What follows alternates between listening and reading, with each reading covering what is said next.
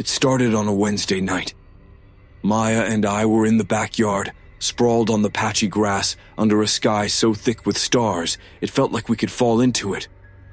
The summer air was warm and heavy, the kind that clings to your skin and makes you crave even the faintest breeze. We'd stayed out late, whispering about school drama and our weekend plans, until the stillness of the neighborhood seeped into our conversation, quieting us. Then we heard it. At first, it was faint, so faint that I thought it was the rustling of leaves. But the sound didn't match the motionless tree branches swaying only slightly in the calm air. It was rhythmic, deliberate, almost like words. "Do you hear that?" Maya whispered, her voice slicing through the stillness. I nodded, sitting up and straining my ears. The sound was coming from the neighbor's yard, the Finches, a reclusive couple who had moved in only a few months ago. Their house was the most unremarkable one on the street, beige siding, a plain white door, and not a single plant in the front yard. But there was something unsettling about it, something we couldn't quite explain. The whispers grew clearer, but not louder.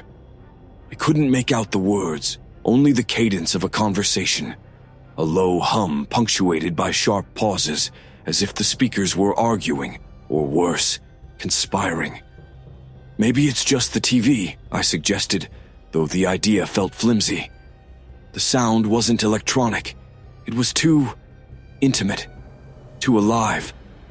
Maya crawled closer to the fence that separated our yards. "TVs don't whisper like that," she murmured. "Besides, look." She pointed toward the Finch house. The windows were dark, the curtains drawn. The only visible light came from a dim bulb on their back porch, flickering weakly like it couldn't decide whether to stay alive or give in to the dark. The whispering continued, louder now, or perhaps we were just closer. My skin prickled as I realized it was layered, a dozen voices overlapping like a discordant choir.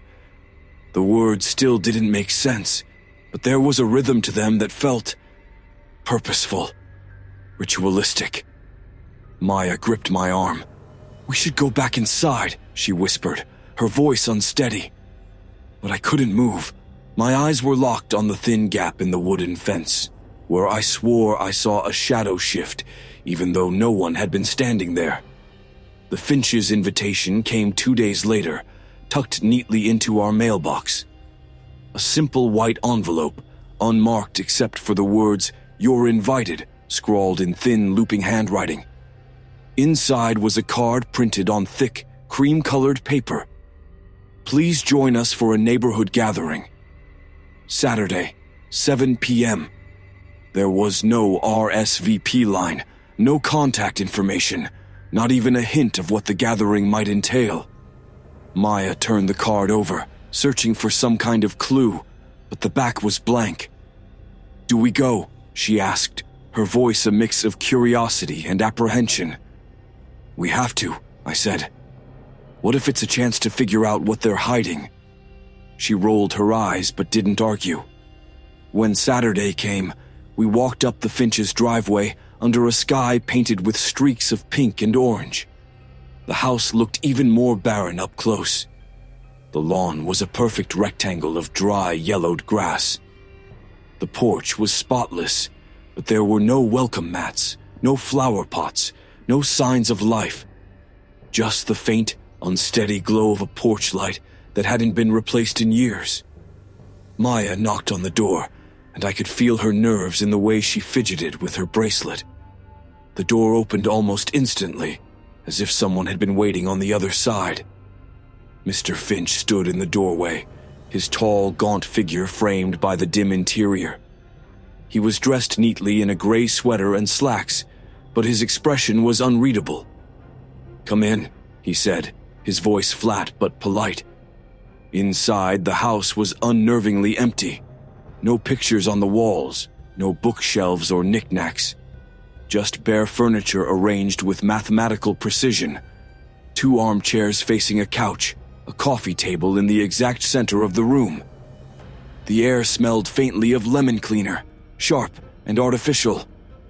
Maya's eyes darted to the corners of the room, where shadows pooled unnaturally, as if the light couldn't quite reach them. "It's so tidy," she whispered to me. "Almost too tidy," I replied, keeping my voice low. The other guests were already seated, their expressions polite but stiff, like they weren't sure why they were there. The Finches had provided refreshments, water in crystal glasses, and neatly arranged platters of plain crackers. But no one was eating or drinking. Mrs. Finch appeared from a side room, her movements eerily smooth. She wore a pale blue dress, her hair pinned neatly back. Her smile didn't quite reach her eyes. "Welcome," she said, her voice as monotone as her husband's. As we sat down, I noticed the one anomaly in the house, a door at the end of the hallway. It was unmarked and plain, but it had a lock, an old-fashioned keyhole that gleamed faintly in the dim light.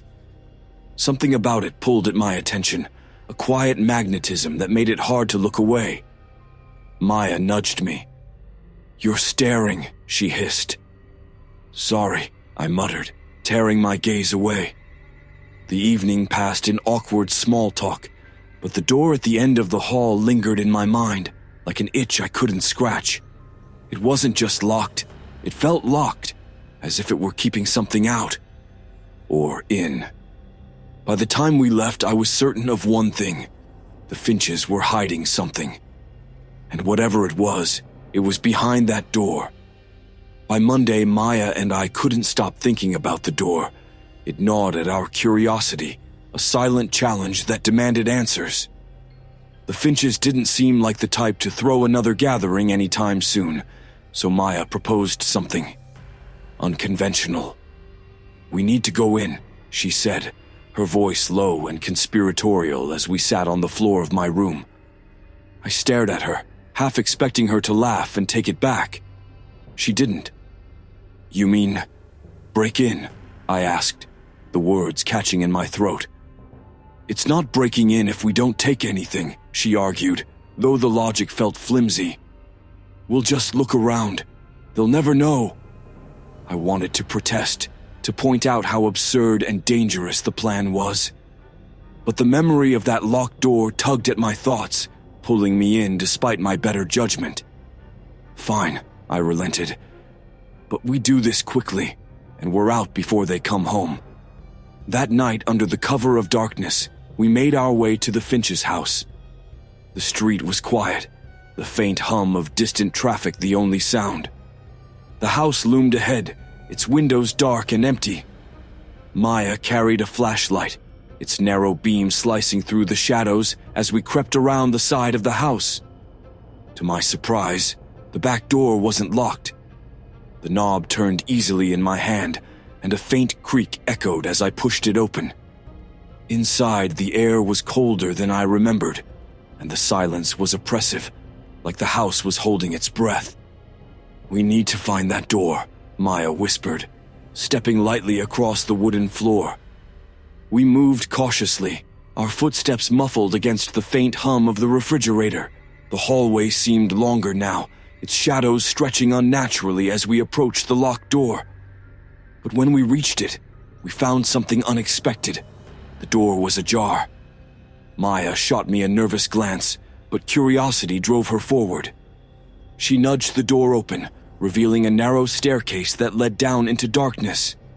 The air that drifted up was damp and smelled faintly of mildew. "I guess we're going down," she said, her voice wavering slightly. We descended the stairs slowly, the wooden steps creaking under our weight. At the bottom was a small, cluttered basement, lit dimly by a single flickering bulb. The walls were lined with old shelves, their contents a mix of dusty jars, yellowed papers, and strange, unmarked boxes. But what caught my attention was a small table in the center of the room, and the book that lay open upon it. The book was old, its leather cover cracked and worn, with no title or markings. Maya shined the flashlight over it, revealing pages filled with intricate drawings and strange symbols that seemed to shift under the light. There were diagrams of circles within circles, surrounded by spidery text in a language I couldn't recognize. "What is this?" I murmured, running my fingers over the brittle pages. Maya leaned closer, her breath fogging in the cold air. "Look at this," she said, pointing to a drawing of what looked like a house, with a single door marked with an ominous, swirling sigil. "It's their house," I realized, my stomach twisting. "That's the door upstairs." Before we could make sense of it, a sound echoed through the basement, a soft creak, like someone stepping on a loose floorboard. Maya and I froze, our breaths catching as the silence pressed in around us. "Did you hear that?" she whispered. I nodded, my pulse thundering in my ears. The creak came again, followed by the faint sound of footsteps above us. Someone, or something, was moving through the house. Maya grabbed my arm, her grip tight. "We have to go," she hissed. I nodded, closing the book as quietly as I could. But as I did, the basement seemed to grow colder, and the shadows in the corners began to shift. The air felt heavy, thick with an unseen presence. We moved quickly, climbing the stairs with a careful silence, the sense of being watched following us every step of the way. Back in the safety of my room, the book felt like a forbidden artifact. It was heavier than it should have been, its presence unsettling. Maya had insisted we bring it with us, arguing that whatever secrets the Finches were hiding were tied to its cryptic pages. But as we flipped through the book, under the harsh glare of my desk lamp, I began to regret bringing it home. The symbols seemed to writhe on the page, their meaning just out of reach. And the more I stared, the more I felt as though something was staring back. "Listen to this," Maya said, pointing to a passage that had been scrawled in uneven handwriting. The translation was rough, but we pieced it together. "The boundary is thin, and they watch from beyond. The keepers guard the gate, but if the seal is broken..." The rest of the sentence trailed off into smeared ink, as if whoever had written it had been interrupted. "What's the boundary?" Maya asked, her voice barely above a whisper. I shook my head, but I didn't have to answer. The temperature in the room dropped suddenly, and the lamp flickered. I glanced at the window, expecting to see storm clouds, but the night outside was calm. Then I saw it. The shadows on the wall were moving, stretching and shifting in ways they shouldn't have been. They crept along the floor and ceiling, inching closer to us, their shapes unnatural and jagged. "Maya," I said, my voice trembling. She looked up, her face pale as she followed my gaze. What is that?" The shadows seemed to pulse, their movements deliberate, as though they were alive. One of them reached toward the book, its tendrils curling around the edges of the cover. I slammed the book shut, and the shadows recoiled, hissing faintly. "We have to put it back," I said, my voice shaking. "Now!" Maya nodded, her fear mirrored in my own. But deep down, I knew it wouldn't be that simple. Whatever we had disturbed, it wasn't just in the book. It was here now, and it wasn't going to let us go so easily. The next day, the air in our house felt wrong. It wasn't just the temperature, which seemed colder despite the summer sun streaming through the windows. It was the silence, a heavy, unnatural quiet that made every creak of the floorboards and rustle of the curtains sound like a shout. Even Maya, usually the braver of us, avoided speaking unless absolutely necessary. The book sat on my desk, closed and unmoving, but its presence was palpable. The shadows in my room no longer danced in response to the sunlight. They lingered, heavy and watchful, as if they'd been drained of their warmth. I caught myself glancing at the corners, half expecting to see them ripple with life again. "We have to take it back," Maya said, pacing the room. Her voice was steady, but her fingers twisted nervously at the hem of her shirt. "Whatever this is, it's not going away until we return the book. Maybe it'll undo whatever we've done." I wanted to believe her, but deep down, I wasn't so sure. The book didn't feel like something that could simply be returned. It felt like something that clung to you, like tar, staining everything it touched. Still, we didn't have a choice. At twilight, we left the house. The Finch's home seemed to rise out of the fading light, its beige exterior now appearing washed out, like it didn't quite belong in the world. As we crossed their yard, I noticed the silence again. Not even the chirp of a cricket or the rustle of leaves disturbed the air. It was as if the house had drawn everything into itself, leaving nothing but stillness in its wake. The back door creaked open, and the familiar cold air wrapped around us like a warning. Maya carried the book, holding it tightly against her chest, as if it might leap from her hands if she loosened her grip. "We'll leave it on the table in the basement," she whispered, though the words echoed unnaturally in the empty house. "Then we're out. Fast." The hallway stretched before us, darker and longer than I remembered. My heart pounded as we passed the door to the basement, still slightly ajar.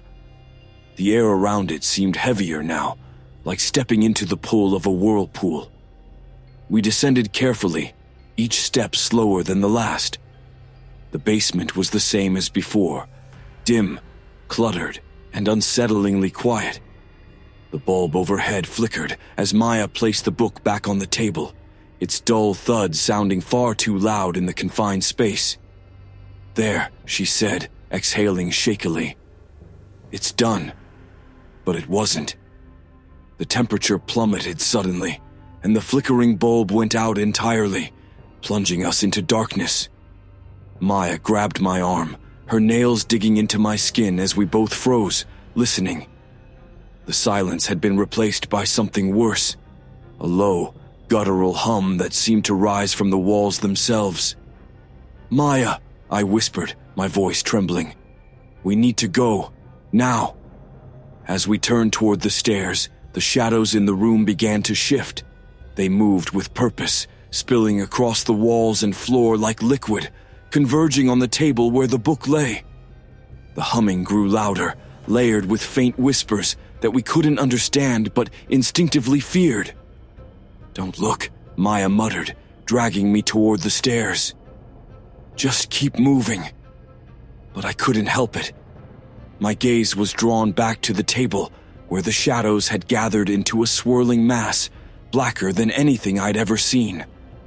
The book floated above the table, its pages fluttering as if caught in a wind that didn't exist. The symbols on the pages glowed faintly, pulsing in rhythm with the whispers. Then, from within the shadows, something began to emerge. It wasn't a form I could describe, not fully. It was as though the shadows had condensed into a presence, tall and shifting, with edges that blurred and rippled as it moved. Its face, if it had one, was a void, darker than the rest of its form, and its attention was fixed on us. I stumbled back, my breath catching in my throat. The hum turned into a low, resonant voice, each word echoing in my mind rather than my ears. "The boundary weakens. You should not have crossed." Maya tugged at me desperately. "Come on," she hissed, pulling me up the stairs. We didn't look back. The whispers followed us, growing louder with every step, until we burst into the hallway and slammed the door shut behind us.